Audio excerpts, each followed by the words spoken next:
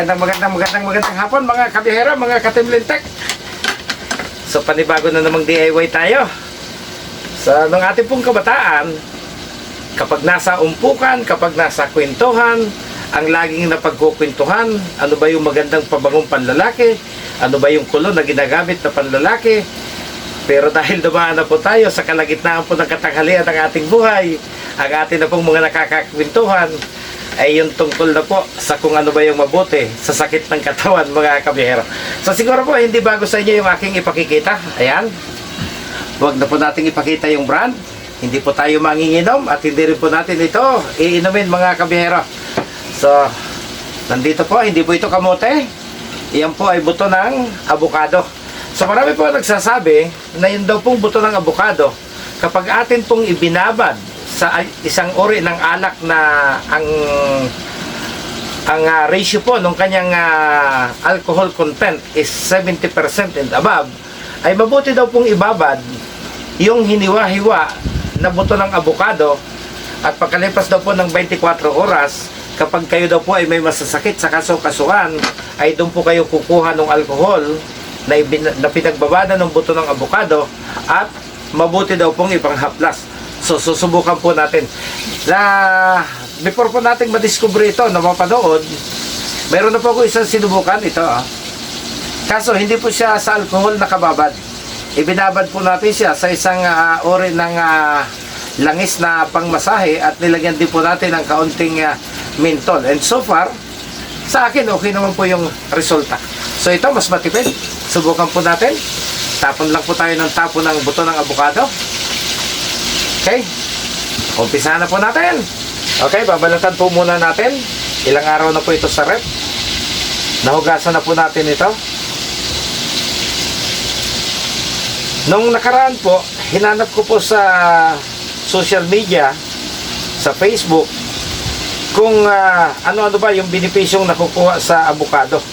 At may napanood po tayong isang content creator na ang kanya naman pong ginawa, yung po mismong hinog na avocado, instead po na kanyang kainin yung laman, yung pong laman yung kanyang niloto na para po siyang gumagawa ng tinatawag sa probinsya na naglalatik. Instead po na nyog, yung pong laman ng avocado ang kanyang dinurog sa kawali, sa katamtamang init ng apoy. At nakita ko, sana hindi tayo na-prank, na talaga pong nagmamantika yung avocado matapos po na mawala yung kanyang water content sa mismong avocado meat, mga kabihero. So naintriga ko, tinuklas ko pa po yung ibang gumagamit nito, at nakita ko nga po na marami ang gumagamit din nung buto, mga kabihero. So ang proseso, ayon po doon sa ating napanood, linisin yung buto katulad nito, mga ilang piraso lang po, depende sa laki. Balatan, yan, may manipis po siyang balat, yung first layer of skin ng kanyang buto. Yan, bibiyakin po sa gitna. Pagkatapos, hinihiwa po ng katulad nito. Ayan, para lang tayong gagawa ng pandinuguan, mga kabihero. Ayan.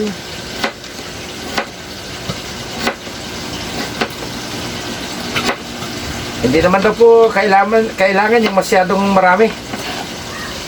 Kinakailangan lang daw po yung iyong hiniwang buto ay malulubog doon sa alak o doon sa alcohol na ating gagamitin sa pagbababad. At pagkalipas nga daw po ng 24 oras, magagamit na natin sa masasakit na bahagi ng ating katawan.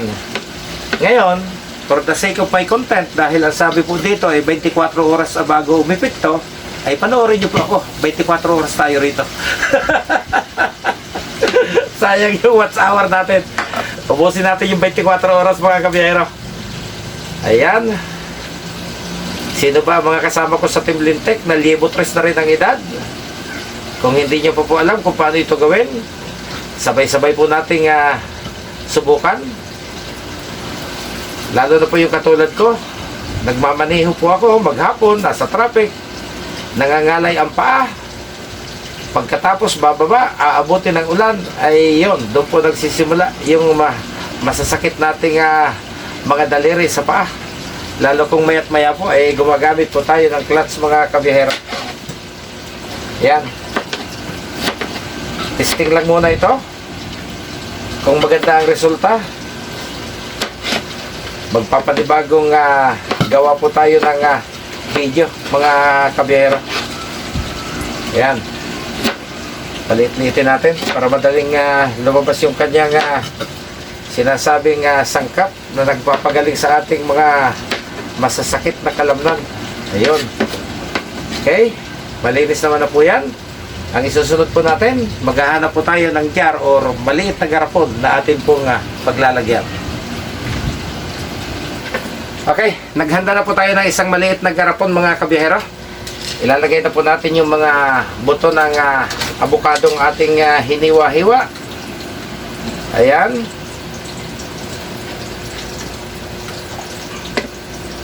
Pagkatapos, bubuksan na po natin itong ating nakuhang marka demonyo. Ayan.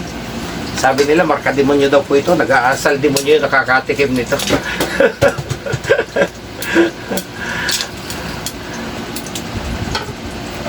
So, hindi tayo sanay magbukas. Hindi kasi tayo manginginom. Buksan na po natin. Ayun. Amoy chiko. Okay. Sali na po natin.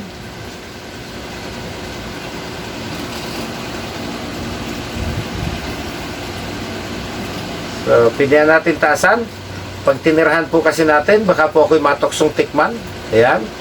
Pagkatapos, dahil naparami yung alak, magbabalat pa po tayo ng ilang pirasong abukado at nang madagdagan pa po natin, mga kabiyahero. Okay? So, yung nakita po natin dito na nagdidimo, pag natagalan na pong nakababa dito, kumukuha lang po siya ng cotton, instead na isawsaw yung daliri, lalo kung marami naman po yung ating kamay, kukuha ng maliit na cotton, babasahin doon, pagkatapos ipupunas po doon sa gawi na medyo masakit sa ating mga kalamnan at sa ating mga muscle o sa ating mga kasukasuan, mga kabiyahero. So, wala naman pong ganong malaking gastos. 75 pesos lang naman po ang isa nito.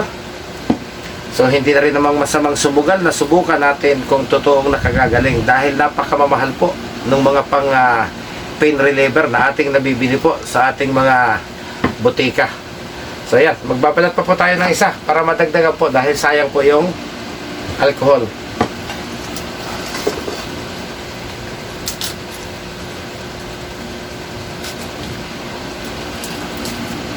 $80 proof po yata yung nabili natin na yan. Ang nasa instruction naman po ng mga nagdidemo sa social media 70% pataas. So hindi na siguro alangan yung 80 proof. Mas mataas na pong di hamak yun. Okay.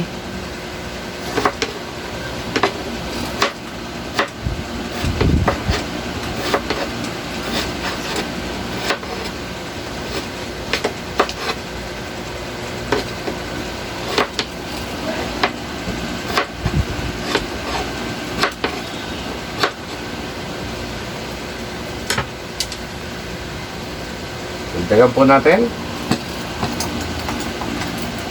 Kaysa naman po masayang itong ating biniling itong panghalok. Ayan. Pagkatapos, atin na po siyang tatakpan at pananatilihin na po natin dyan hanggat hindi po siya nauubos. So sana maging maganda po yung resulta. At kung kayo naman po nakasubok na, talagang okay ang epekto, ay libre ho kayong mag-comment para ma-promote natin na makatulong po tayo sa ating mga kababayan. Salamat!